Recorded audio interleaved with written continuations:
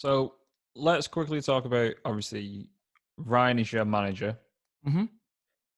It's a pretty sick management label. And one of them bands also on there is Sleep Token. Here we go. Yeah. Oh, do you want to know who it is?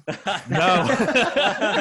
Yeah, he does. Oh yeah, it bothers the shit out of me, but it's kind of, I actually enjoy that no one has a fucking clue who they are, rather than being like, Slipknot can be viewed in these certain areas. Yeah. Kind of guess and input that it is this certain person who's got this tortilla mask on. Whereas with these guys, no one knows. It's great. It's quite refreshing for the fact that there isn't a mass investigation going on yet. But yeah. Do you know? Or why are you asking that? So we when we did the Split EP tour, Sleep Token played Manchester and London, and obviously they didn't, at the time rock up in full costume and outfit and stuff. So, we met the guys and it was like, oh yeah, we're sound guys. But I am the singer. If you've seen the Reddit post where it's Ash Green is the singer. Yes. Mate, so funny, isn't it? So funny.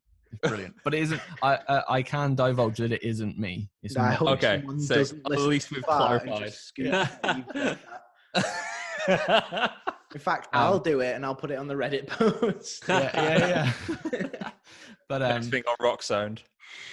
But yeah, a couple, because I can't remember who asked. It's some people have messaged me on my Instagram and been like, man, I've got to know. I've just got to know. Is it you? And I'm like, mate, honestly, the fact you're asking me this is so creasing, and then it just it can't be me, mate. It literally can't be.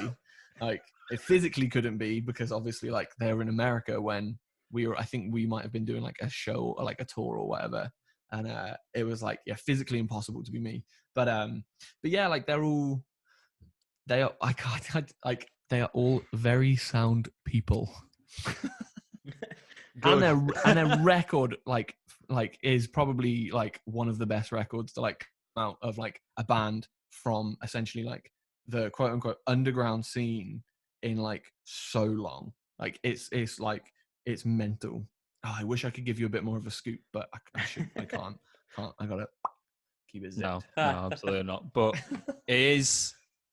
I think the first album was so good. I think around the time of you having obviously your album that came out, which absolutely slaps.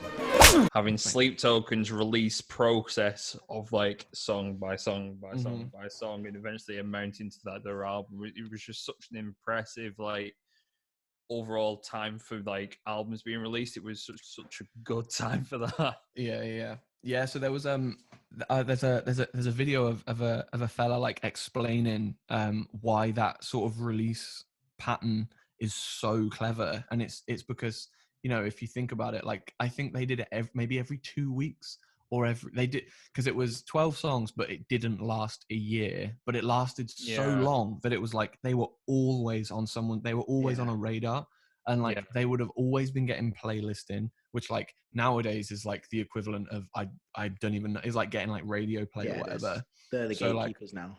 Playlist. Yeah, so it is it's genius. And then they released sort of merch with every song drop, which again, even if it's a t-shirt and a hoodie, or a t-shirt and I didn't even know what else they released so much stuff. It was but they had just this constant stream of content for the album that then obviously worked, because in 2018 they were opening for Loathe and were playing before us, and then in I think it was this year, 2020, so not even 2 years later, were headlining the London Assembly and selling out shows. So it's insane. It works, you know what I mean? Even though obviously the music is really detrimental to that anyway, but that sort of